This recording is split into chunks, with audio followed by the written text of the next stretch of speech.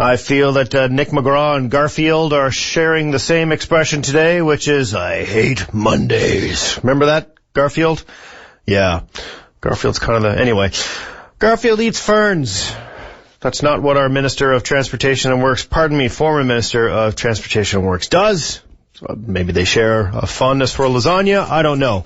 But my point is they both detest Mondays. And what a day it was. The Auditor General's report is out. We waited 4 months for this. And I think, frankly, it was worth the wait. Frankly, my assessment of reading it. I read it twice. 2.5 times, by the way. The former minister, Nick McGraw, at the speech where he resigned, said he had not yet had a chance to read the report in full, and therefore could not comment on it in full. It took me less than 90 minutes to read it twice. I was in the hospital, the Grace Hospital today for a couple of tests. I had time to kill. I had it downloaded on my phone. I read it on my phone, ladies and gentlemen, twice in 90 minutes. Yet the minister, who makes a lot more money than I do, didn't have a chance to read it. Right. I don't know what to say about that. Anyway, the review of Humber Valley Paving Limited, with particular reference to project number 1-12 PHP, will go down in history as a damning report for the 12th Premier. Well, I mean, really, it had not much to do with the 12th Premier, but it was very good that the Premier, Paul Davison, congratulations, sir, welcome, got right on that and, well, made an announcement. He said if McGraw didn't resign, he would have been fired, which is also very interesting. He certainly could have issued a letter to do it first. I guess he gave him time to do it himself, to give him, his own rope. Now, I take some offense to some of the things that I read in this report because you may recall I had the minister on, at least the former minister, twice on my show, asking for particular clarification for you and for me. And the answers that I got were pretty much contra to everything that I read in this report. And therefore, I am left wondering, perhaps just a little bit more cynical today on International Coffee Day, about my place in the world and who I can trust.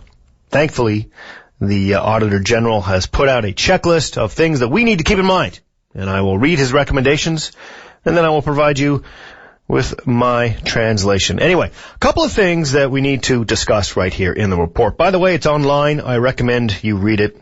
It's a good laugh. And by laugh, I mean it's kind of tragic. A few things I wanted to touch on. Essentially, of course, what was critical in the report was that there were a lot of things which were not documented in his decision-making process on behalf of the ministry. Mr. McGraw did not write too much down. Contra to what he told us on the air, that he had sought legal counsel while deciding on his course of action, one would think, and I guess this confirms our suspicion that even the lawyer, or possible more than one lawyers who were consulted during that 7.5 hours, were also instructed to not write anything down, which is exactly the opposite of what lawyers do. Trust me, I know a lot of them. On a good basis, not on a bad basis. Anyway, so this is interesting. First of all, one of the Auditor General's conclusions was that progress payments were paid out on a bi-weekly basis to Humber Valley Paving, which is not standard operating procedure for our government in Newfoundland and Labrador. They get paid on a monthly basis, and therefore, this project, 1-12, for that 60 clicks of highway, Humber Valley Paving had an unfair advantage. They had an unfair advantage insofar as they were being paid on a more regular basis than anyone else who have won the tender. I think that is very interesting. It shows favoritism. No wonder they were in such a rush to cancel this before Mr. Coleman stepped in as Premier, not 8 hours after its cancellation, one would think, or when the nominations were officially closed, right? This is a perceived conflict of interest. If the Premier was ever, if Mr. Coleman had ever become the Premier, this would have been pretty dodgy. And what else did I look at there? No, here's the urgency to conclude an agreement on March 13th resulted in an evaluation that, with the benefit of more time, may have more fully considered all options available to the department. Let's hold on to that thought for a moment, ladies and gentlemen. Nick McGraw said today in his resignation speech that he stood by his decisions. He felt he did nothing wrong, and the reason why he Did it all in 7.5 hours? Didn't write anything down? Did it behind closed doors? Was because it was a business decision. Now, let's look at the findings on page 3 and page 4 of this. The tender closing dates. Listen to this, folks. The practice of allowing tenders for large road contracts to close on the same day, particularly in remote areas, increases the risk that contractors bidding on concurrent projects may lack the capacity to complete multiple projects. Remember that. May lack capacity to complete multiple projects if successful on more than one tender. Guess what? Humber Valley Paving had all 4 contracts. They bid and they won on all 4. Therefore, their resources, as I like to say, were stretched thin. Item number 2 actually is item number 6. There was a lack of transparency in the communication of the decision to terminate the contract for Project 1-12. This had the potential to impact the ability of subcontractors and suppliers to file a claim under the Mechanics Lien Act. Remember when former Mr. McGraw was telling us about, Mechanics Lien Act is, standard procedure and you have to follow that to make sure that everyone's interests are protected? Well, due to the lack of transparency in his communication of his particular decision to terminate this contract, he pretty much opened the door for some subcontractors to, not have their claims filed in a timely manner. Do either of these sound like business decisions to you, ladies and gentlemen? Yeah, I ask you. Lastly, oh yes, okay. Interestingly enough, by the way, the Humber Valley Paving, the bid that they won, Project 1-12, their bid was $19,099,961. There were 5 bids. There were 5 tenders. The most expensive one was, I am not joking, $20 million more expensive than the Humber Valley Paving. Make no wonder, as my friend Mary used to say, that they managed to get all 4 of those bids. I think ultimately one of the things we need to take away from this whole situation is that the Public Tenders Act is neutering our ability to get the job done. If we are if we are beholden to those who bid the lowest, and those who bid the lowest are successful in gaining all of the contracts, and there are only so many wheels on the ground, so many shovels held by human beings, there are only so many hot asphalt trucks that are coming in from Quebec, and they're all owned by the same company. Maybe we're not going to get our jobs done, as former Minister McGraw would say, quote, on time and on budget. Again, there was no documentation prepared to support this decision to terminate the contract. It's there on pretty much every page of this report. Remember, former ministers told us that he was doing all of this to protect the taxpayers. He said that today when he was speaking with us on Nightline a couple of months ago, and I believe it was in March. He said that he did this to ensure that the outcome was not injurious to Humber Valley Paving and its employees, and that, of course, it would be completed on time and on budget. So which one is it? I wonder. The Auditor General says that essentially this was, what did he say? Ensuring the completion of the on-time, on-budget scenario was primary in the minister's mind, the former minister, and therefore this was a political commitment to complete this particular phase against the broad interest, or ahead of the broad interest of the taxpayers. It's all there. It's all there. And most importantly, the department did not pursue the option of calling that performance bond because it risked this particular project of not being completed, therefore negatively impacting Humber Valley Paving, which was trying to do 4 things at once. If this is what former Minister McGraw calls a business decision, folks, then he should have pretty much crunched his numbers a long time ago and realized that he was due to resign probably 16 weeks ago. What are you going to do?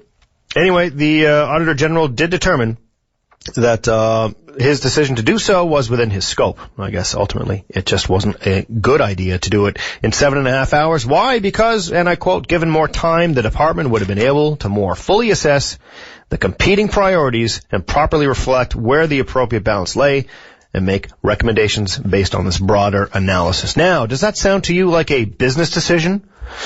Yes. Lastly, I want to talk about this. There are recommendations. This is on page 8 of the Auditor General's report. There are 5 of them. Bear with me, folks. Recommendation 1. The Department of Transportation Works should consider staggered tender closing dates, particularly with large projects or in remote areas. This is, of course, referring to the fact that Humber Valley Paving pretty much had all 4 projects to pave that road, right? The issue was, of course, back in April of 2012 when the tenders closed on Project 1-12 and 2-12. They were being the lowest bidder. They already had their infrastructure out there for the additional 100 kilometers or so of this road that was being paved. But 2 days after they were awarded that contract, the legendary 1-12 and the other one, 2-12, they discovered an issue in relation to the grade line on sections of project, one of the other projects, which was 139-10. Here's the thing. 36 kilometers had to be redone on this particular stretch, kilometers 143 to 179, because it was determined that the grades were too low and that they had to be raised. Humber Valley Paving was not at fault here. It was the government that made the wrong, I guess, grade specifications. Anyway, what did Humber Valley Paving have to do? It had to reallocate its resources from 1-12 and 2-12 to finish this, or refinish the 36 kilometers. No wonder they didn't get things done on time. Then they got the forest fire in the way, and they had to take everybody off the road.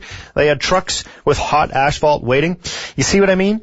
There was too much responsibility in the hands of one company. Therefore, Department of Transportation Works consider staggered tender closing dates. Translation, manage your business. Recommendation 2. The department should ensure compliance with the pavement terms of its contracts. Special considerations should form part of the project tender package to ensure transparency in the process and administration of the contracts. Translation, respect the idea of business on behalf of the public, you, me. Recommendation 3, the Department of Transportation Works should ensure that there is adequate documentation to support key decisions. Translation, write it down, ministers, future ministers.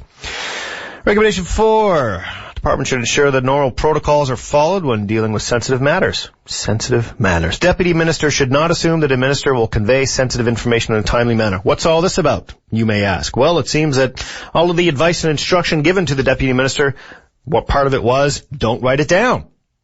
Am I repeating myself? Anyway, my translation, the Auditor General is telling all the deputy ministers in the government of Newfoundland and Labrador to not trust your boss. Talk to the overboss. Go over their heads. Make sure that the instructions, when they are questionable, are in fact verified, particularly when they are politically sensitive, say, releasing a bond for an individual who, in less than 24 hours, will possibly win the nomination to become the next premier. You dig? Recommendation 5, the fifth and final. The department should consider establishing a process to ensure decisions such as the cancellation of the contract related to this particular project are publicly communicated. Translation? Cover your hiney. That's it. The Auditor General is walking away saying, while it seems that the minister was within the scope of his priorities in this case, did nothing illegal, quote unquote, and it's actually in quotations, that word, illegal.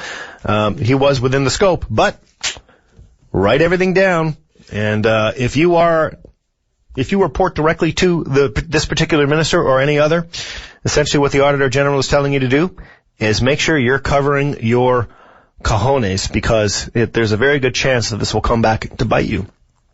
That's fascinating. The Auditor General is telling us not to trust our ministers in a situation of a high priority decision-making scenario. That blows my mind. And thank goodness for transparency. We certainly don't have accountability, but now we do. But you know what? He was accountable, and he did resign. So good for him. He did the right thing. He should have done it weeks ago. And frankly, the thing that I would hope would come out of this, and Premier Davis, I know somebody is listening, is revise the Public Tenders Act so we don't get into the situation to begin with. Maybe Nick McGraw would have been a much better minister if he was not put into a situation where he was juggling one company that was juggling 4 contracts. We all know that we have a resource capacity issue. We don't have enough people out there to change the pipes on our toilets, let alone pave the roads in the Trans-Labrador Highway. This project took years. This started under, I think, Minister Henderson and then continued under Minister McGraw. Why was the Public Tenders Act never revised so a situation like this would never happen? This is too big of an oops to say, well, now we have the foresight, or we have the experience to determine that we should get the foresight. No. Millions and millions of dollars and resignations of ministers, a shaming of government, lack of faith from the public now in our own departments, and an Auditor General telling you not to trust your boss. That's what we have as a result of this. I'm going to call it a fiasco.